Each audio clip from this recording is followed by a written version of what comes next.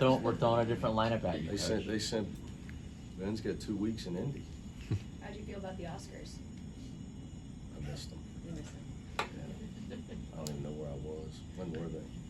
Or Sunday, but I mean, did you like any of the big films this year? That, you know what? I'm showing my age here. I didn't see any. You didn't miss out. Yeah, it's just they don't make movies like they used to. We'll take that. Pretty depressing. What's your favorite movie? It really is. I mean, it's pretty depressing. I agree. They, you know, I think that I just started watching Zero Day. You guys watch that? On Netflix. Netflix. Yeah. Excited about that. We got to ask you about Hoosiers then.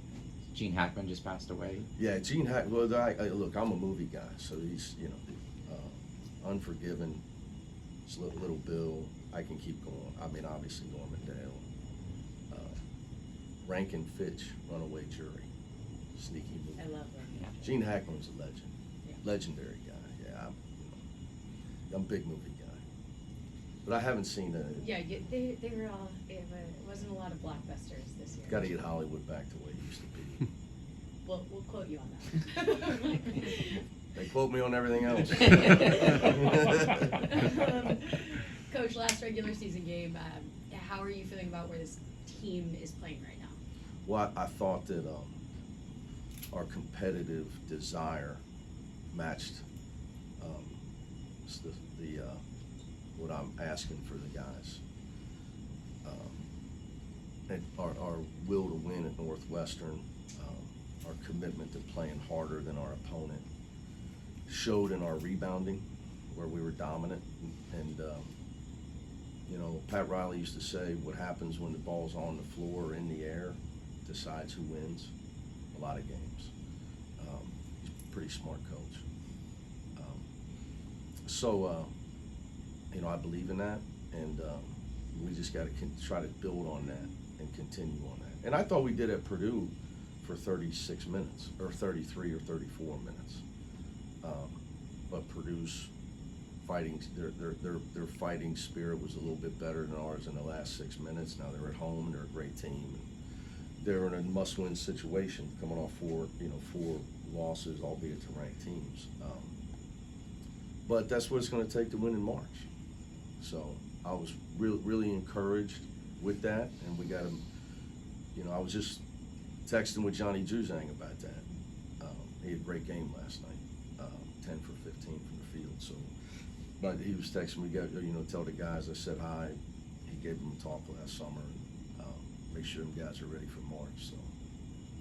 You talk about competitive desire. Looking at USC, their situation in the standings, they're obviously going to come in pretty juiced, try to improve their spot in the standings. What's it going to take to match what they're probably going to come out and show you guys? Look, well, first of all, it's a rivalry game. So you never want to let your rival beat you on your home floor. For your fan base, for your job security. But look, every game, and to me, I mean, say every game. Look, 99% of these games in this league, it's hard to win. It's hard to win, because when you start talking about fighting spirit and competitiveness, it's not that I'm trying to tell you, it's not that you're not sweating or trying.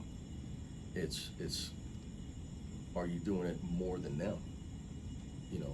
And Michigan State's going to win our league because they've been the most consistent, hard-playing team in our league.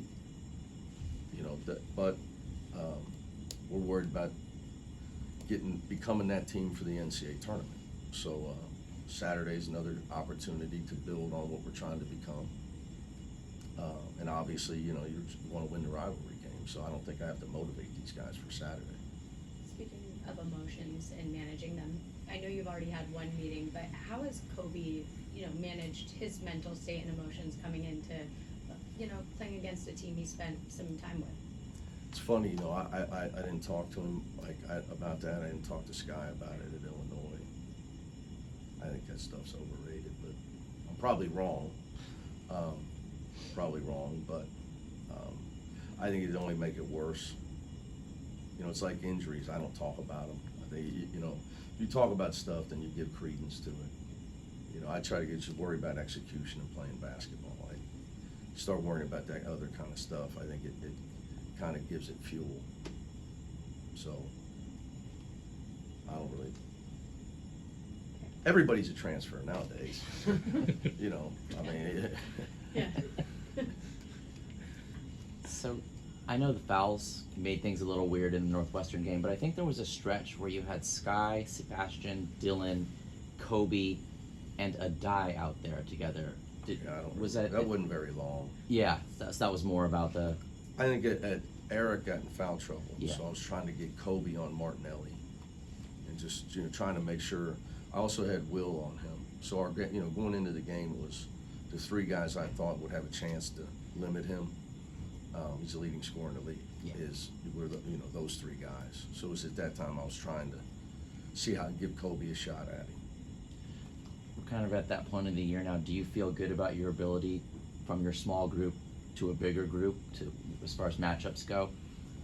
Well, I would like to be able to play the bigger group. Adai's conditioning is a big key. Yeah. Then Tyler and Eric's ability to guard perimeter players. Like for instance, Agbo at USC is a shooter.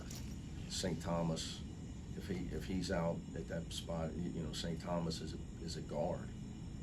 So for those guys, their defensive mobility is a big piece of it. If not, we got to play zone if we play that lineup. So Tyler's defensive mobility, to be able to guard a guy like Martinelli, you play him and Adai at the same time. But I played Will and Adai. You didn't ask about that. Saw that one out. Will and Adai played together because Will can guard, he can move his feet defensively on the perimeter better than any of our big guys. Yeah. So that's why I was comfortable when Eric's in foul trouble with Will and Martinelli. So it becomes a matchup thing, depending on who you're playing. Like at Wisconsin and Michigan, they play two bigs that aren't, they're not the quickest guys. So it's easier to do that. Are you basically following success once the game starts in terms of the matchups? Well, you go in with, like I said, I went in with a mindset of who we were, the three guys that worked on guarding Martinelli in that game. So we prepared for all three of those guys to have to guard him. So yeah, I'm not winging it. I mean, you go, but you have to adjust, right? Because you go in with a game plan, and they, like for instance, we played USC, and they had a game plan, and we were shooting a high percentage, and Coach Musselman made a veteran move and scrapped it and started trapping us, which to try to get his guy. They were down 10. It was a great move by him. Try to change. You got to do things as a coach to try to change a game that's not going your way, make it go the other way. So you got to adjust. But you go in with like plan A, B, and C in the back of your mind to most games. Right.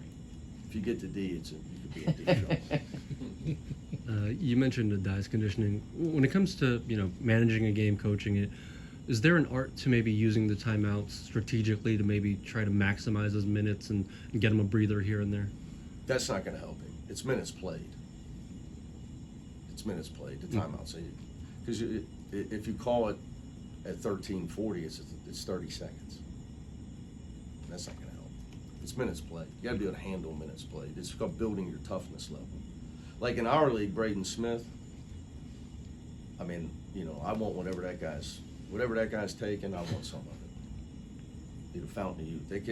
He plays 40 minutes a game at Purdue. Plays harder than everybody. He's faster than everybody, and he's better than everybody.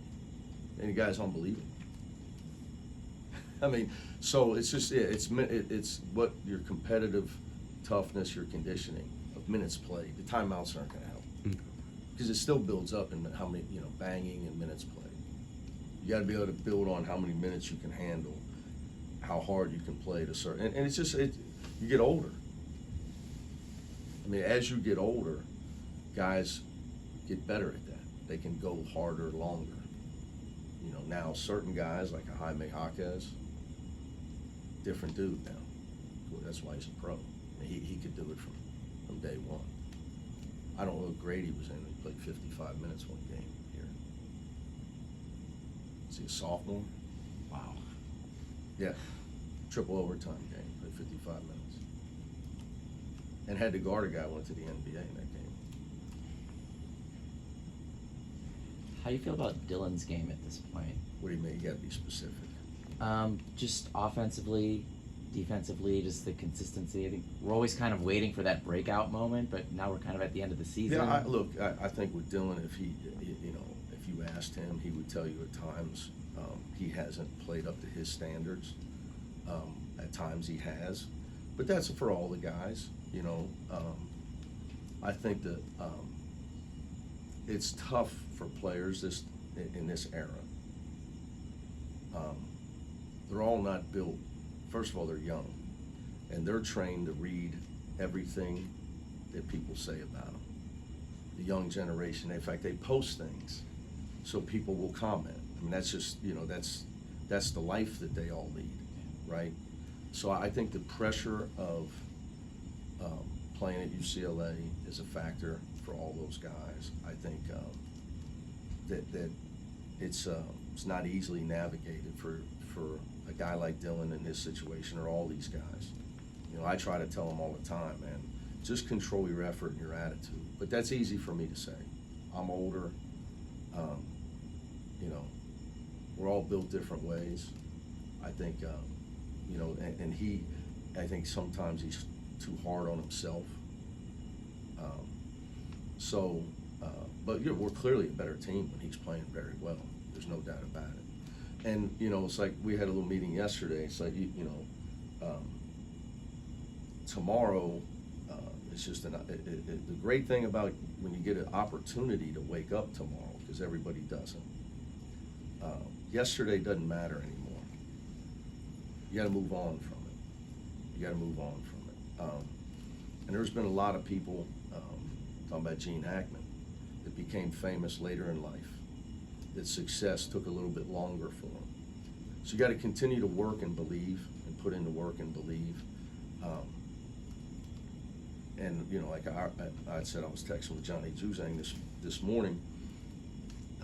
There's a team that took them a little while. Then they became one of the best teams in the country and went to the Final Four. Now, if they'd have listened to everybody else and worried about what had happened early in our season,